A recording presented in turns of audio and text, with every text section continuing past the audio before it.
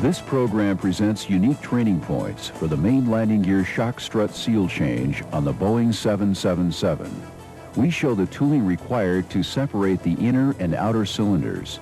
This is necessary to install new seals when no spare seals are available on the lower bearing carrier. Complete instructions for seal change are covered in Chapter 32, Section 11, Subject 25 in the Maintenance Manual. Always check the manual for the latest procedures, warnings, and cautions. This program will be covered in 5 parts. Part 1, jacks and jacking. Part 2, strut preparation. Part 3, seal carrier removal. Part 4, seal carrier buildup. And Part 5, seal carrier installation.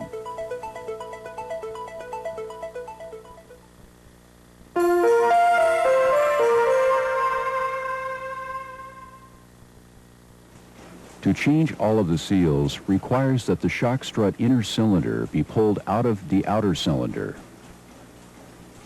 With the tires removed, we will have to jack the airplane to 64 inches. This is measured from the floor to the center of the center axle. Make sure the airplane is jacked level.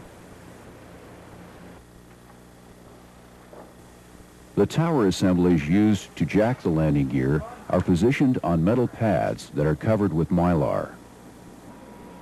To install the tower assemblies, first place axle sleeve protectors over the axles and attach the lift assembly.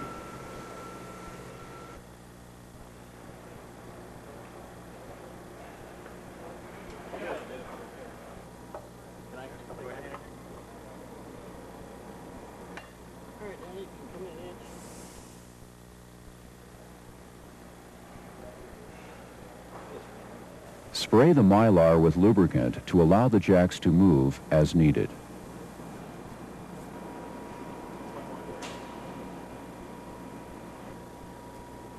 The lift mechanisms are pneumatically operated and are connected to a central control console. The controller operates the air motors on each lift mechanism and has a digital readout of the weight each tower assembly is carrying. You can use the weight readouts to determine if the inner cylinder is binding. While the airplane is being jacked, the clevis pins that attach the lift mechanism to the tower assemblies are removed. The lift mechanisms will be reattached when the landing gear reaches the maximum height. When the shock strut is separated, the tower assemblies can be moved by using chain pullers attached to the base.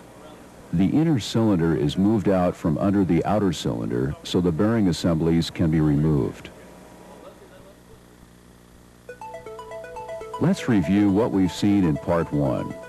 We have covered airplane jacking, tower assembly installation, tower assembly operation, and moving the tower assemblies.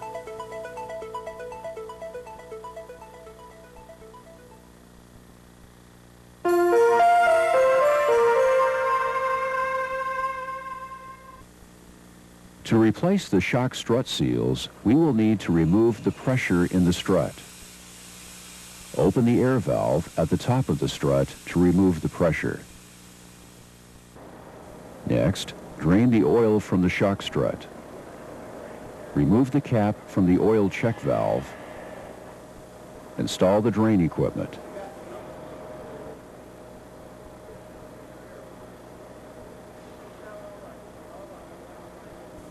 Open the check valve and drain the oil. Next, we'll remove the electrical lines that go to the landing gear. Remember, when removing the connectors, use a soft-jawed pliers. Also, put caps on the connectors to prevent damage. Strap the electrical lines to the upper strut to keep them safe and out of the way. The hydraulic lines can now be removed. Remove the lines going to the steering actuator and cap the lines.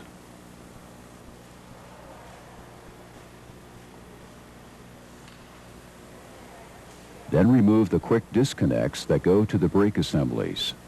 Cover the lines and disconnects.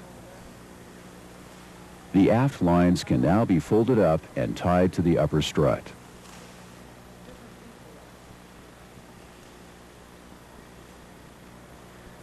Install the support assembly to the lower torsion link. Install the strap assembly to the upper torsion link. Remove the nut and bolt that hold the upper and lower torsion link together.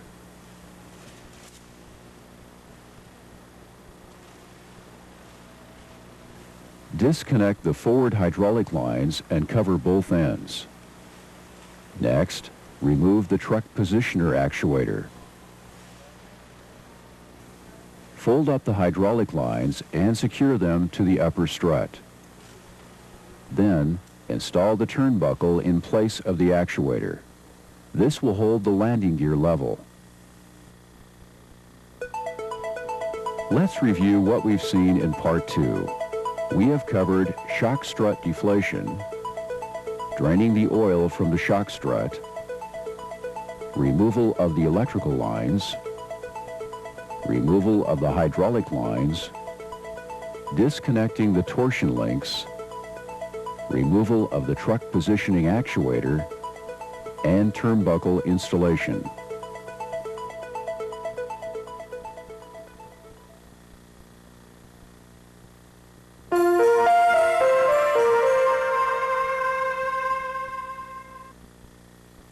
To remove the seal carrier, first wrap rags around the strut to protect the gland nut when it is lowered. Now loosen and lower the gland nut.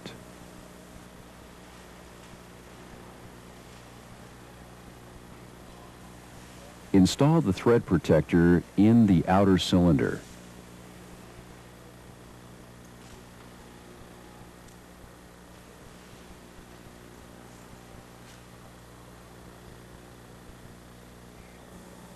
Now lower the landing gear with the tower assemblies.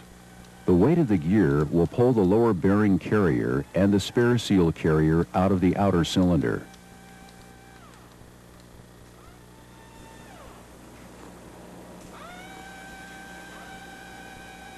Be aware, when the seal carrier comes out of the outer cylinder, a quantity of shock strut fluid will be spilled. Make sure the brakes are protected and all spilled fluid is cleaned up promptly. Note, the spare seals are still installed. This demonstration called for the installation of all new seals. The thread protector can now be removed. Continue to lower the landing gear until the upper bearing is exposed.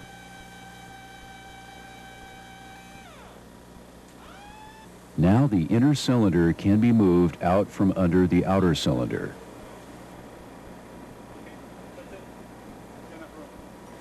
Remove the upper bearing assembly.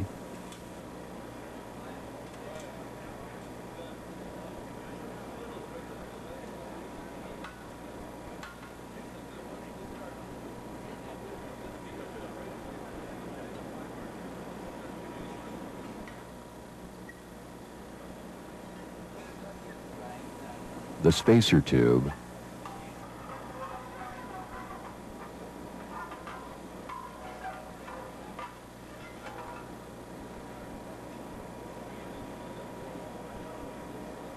then the lower bearing and spare seal carrier.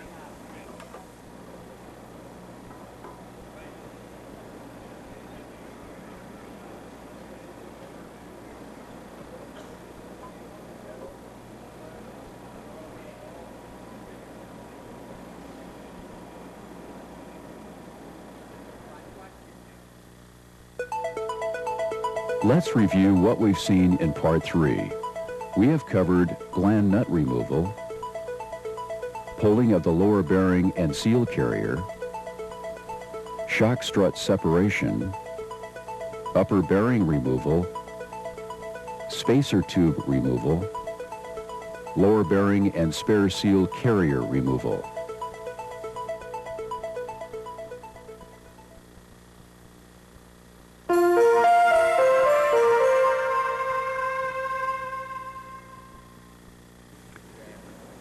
With the lower bearing on the bench, pull the 3 pins that hold the spare seal carrier in the lower bearing.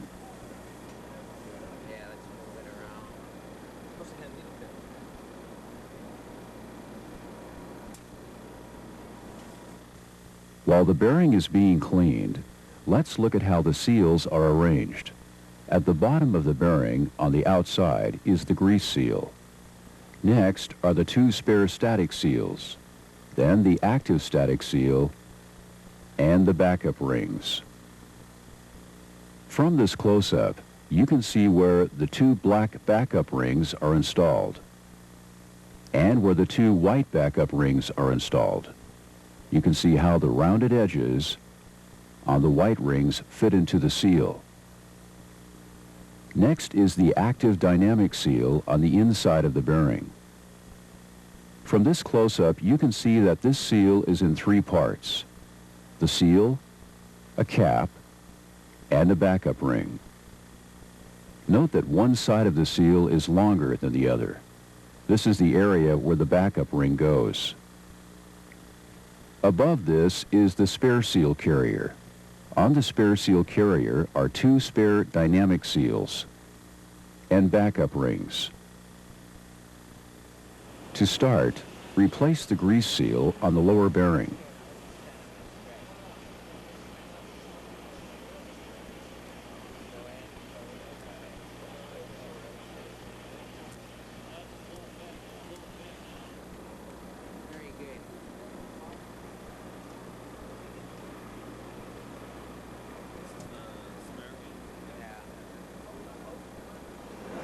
Feeling this seal to make sure there's no creases in it.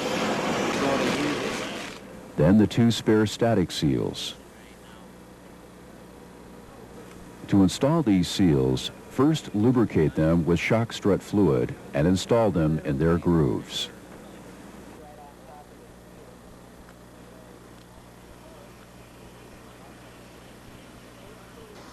Next, replace the active static seal. Lubricate this seal with assembly lube. This lubricant will help hold the backup rings in place. The backup rings will be installed later.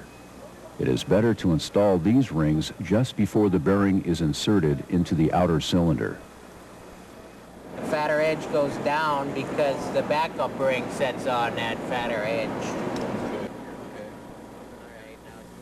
Now replace the active dynamic seal on the inside groove. This is a 3-part seal. Right over here it needs it. Okay, it's looking good. Right, now don't get it too far down, right? Right, yeah. That's good. Let me feel it. Ready? And then we'll just watch that scarf pad.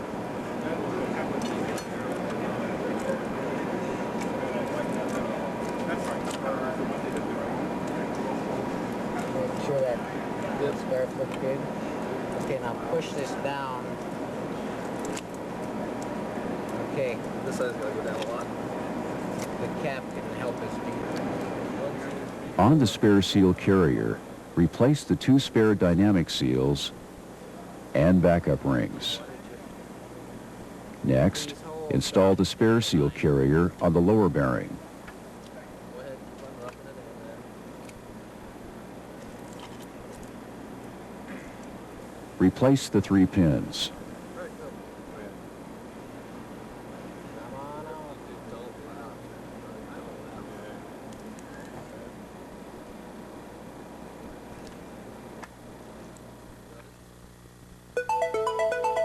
Let's review what we've seen in Part 4.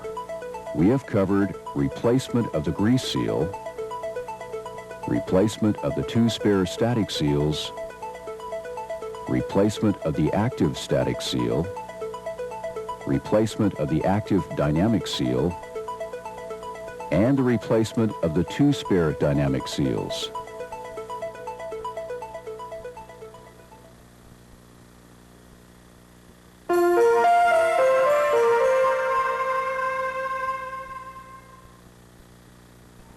Restack the inner cylinder and prepare to move it back under the outer cylinder. Install the 2-part insertion sleeve into the outer cylinder.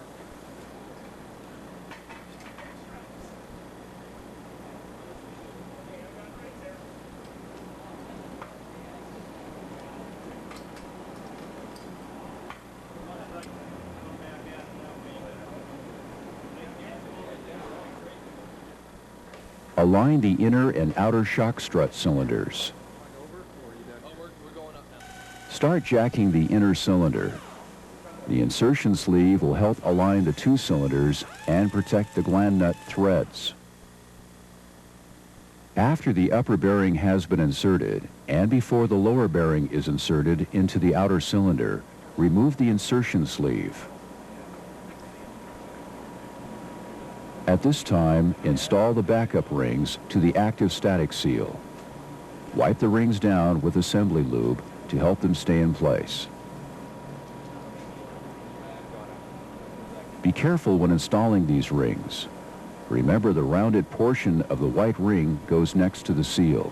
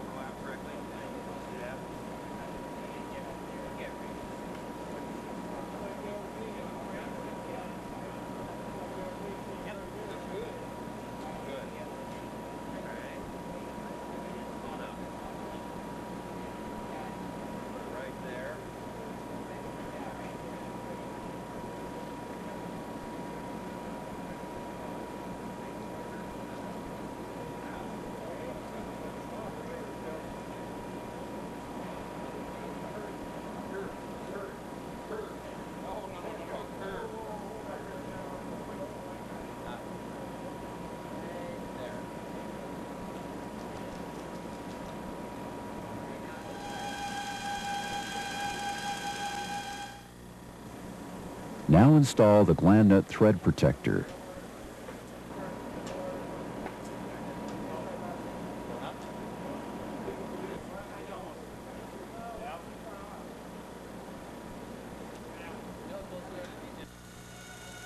Very carefully jack the inner cylinder into the outer cylinder. Make sure the seals do not get pinched or cut during insertion.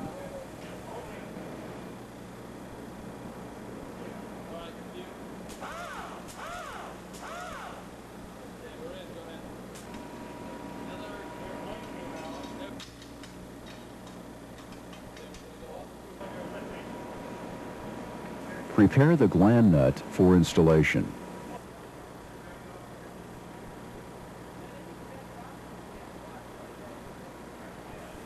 Coat the threads with an anti-corrosion compound.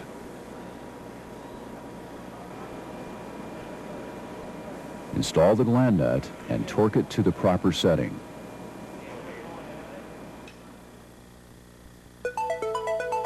Let's review what we've seen in Part 5. We have covered the use of the insertion sleeve, aligning the struts for jacking, installing the backup rings in the active static seal, and installing the gland nut.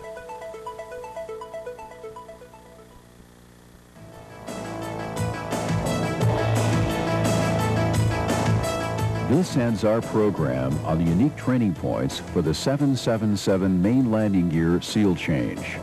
We have seen how to separate the shock struts and install all primary and backup seals and rings.